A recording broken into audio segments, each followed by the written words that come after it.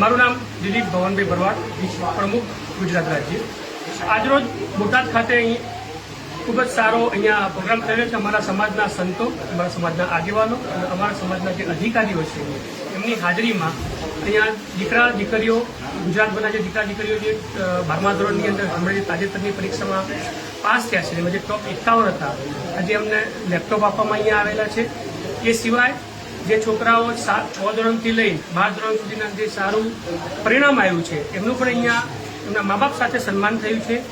અને આજે નોટબુક વિતરણ પણ એમને આગળ ભણવામાં હેલ્પ થઈ શકે એટલે લગભગ 900 જેવા છોકરાઓને આજે નોટબુક વિતરણ પણ એનો અહીંયા પ્રોગ્રામ થઈ રહ્યો છે.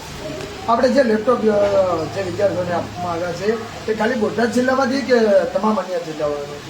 ગુજરાતના ઓલ ઓવર ગુજરાતની અંદર જે 12મા ધોરણની અંદર જે પાસ થયા છે એવા દીકરા દીકરીઓને જે ટોપ મેરિટના હિસાબે જે ટોપ 51 આવ્યા છે એને આજે અમે અહીંયા આગળ લેપટોપ આપવામાં આવ્યા છે, જેમાં રાજકોટ, બોટાદ, અમરેલી, અમદાવાદ, ભાવનગર, સુરત, બરોડા, આણંદ, ઓલ ઓવર ગુજરાતમાંથી બધી જગ્યાથી અહીંયા દીકરા દીકરીઓ આવીને એમને લેપટોપ લીધેલા છે. આવનારા દિવસોમાં વિદ્યાર્થીઓને આપ દ્વારા શું સૂચન કરવામાં આવે છે?